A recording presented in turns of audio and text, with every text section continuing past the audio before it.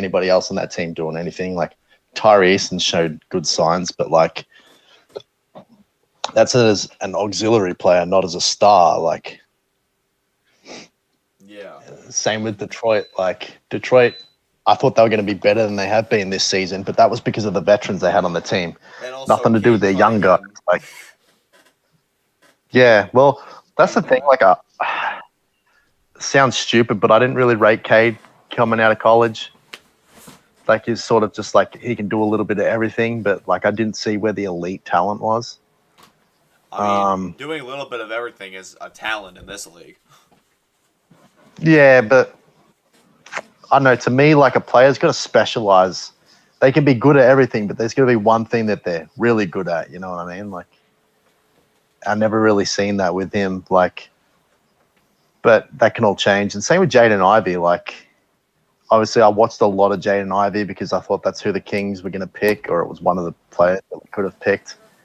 And like, yeah, he has that talent that he could be like a Ja Morant or a Fox or whatever. But like, yeah, I didn't really see it. Not in college anyway. The games I watched of him, like, showed it. It's like how we were talking about Suggs. He showed it in bits and pieces, but yeah, wasn't sure if he was going to be the superstar that everybody thinks he's going to be. And I mean, he's kind of proven you wrong a little bit. I mean, not necessarily superstar yet, and I mean he's injured now, but I mean he was putting up pretty good numbers. I mean, not like, you know, I'm gonna shit my pants kind of numbers, but you know, he was putting up. Yeah, but numbers is one thing. I'm not like a numbers guy though. I'm more an eye test guy, and just from what I've seen from him, like, I just didn't like it. And like, even if he was putting up numbers, like, did the teams win? Did he help them win? I bet you they didn't.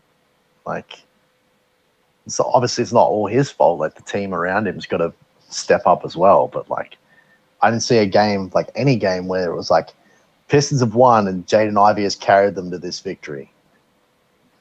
Yeah. Like, still, this is still a first-year player we're talking about, so I guess I can't be too harsh. But true. I mean, if we put, I mean, just, you know, on the topic of Detroit right now, you know, I know that they do have they do have a center there that's super young. And beef all, stew. Yeah, beef stew and all. He's obviously gonna be a solid stretch 4. I think he's a stretch 4, in my opinion. From what I've watched, I don't think he really should be playing the 5 that much. But You can crash him back, but that's all you need to be able to do in the modern NBA. Like, you don't need to have the size, as long as you can, you know, crash and bash, get some rebounds. Like, you'll be fine. But yeah, like Sadiq Bey was showing signs, but like this year he's completely come off the boil. But I mean, the but thing like I was going to get really into. Yeah, go ahead. Yeah, like this, they signed Bagley to that big deal, and it's like, man, I've watched Marvin Bagley's whole career. Like, dude ain't special. Dude ain't never gonna be special.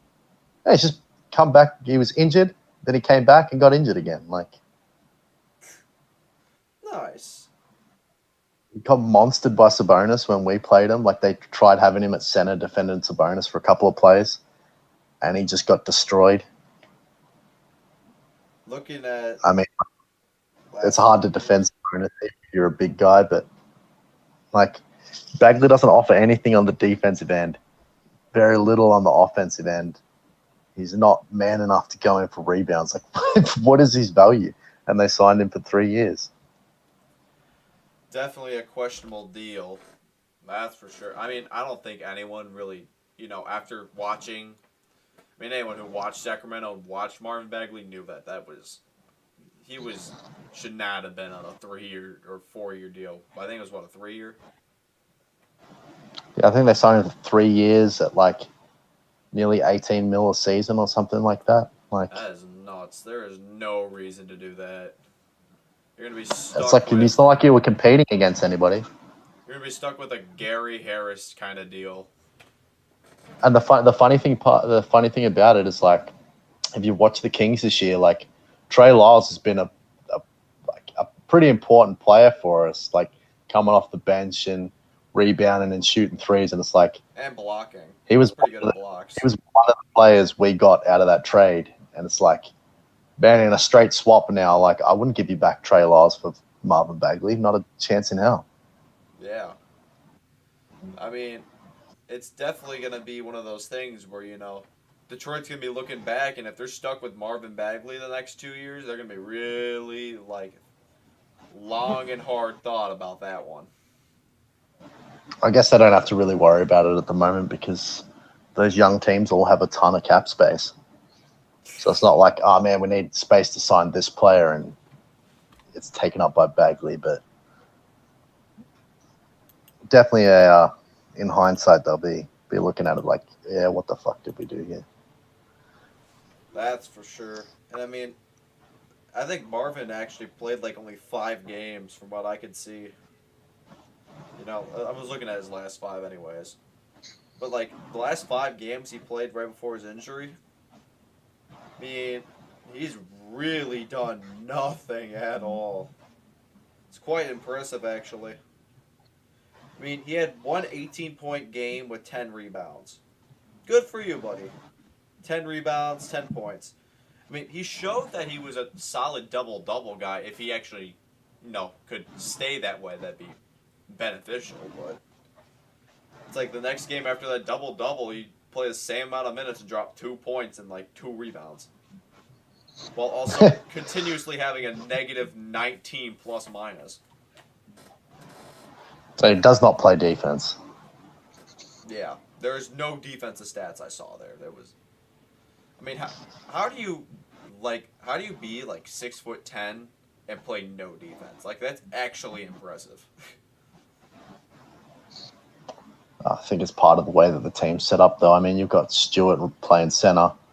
If Bagley starts with him, then he has to play on someone on the perimeter. I mean, most power forwards now are small forwards in disguise.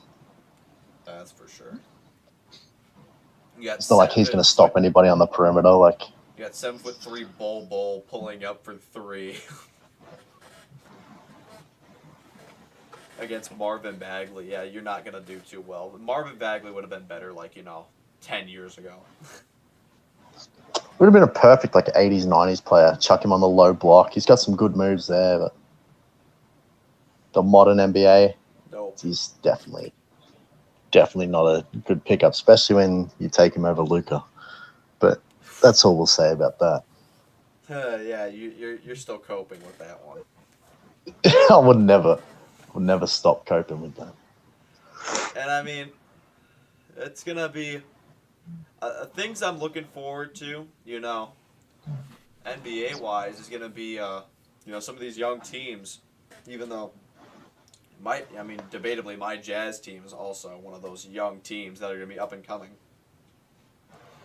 I mean, I'm just really excited to watch the NBA. Maybe in 3 years down the road.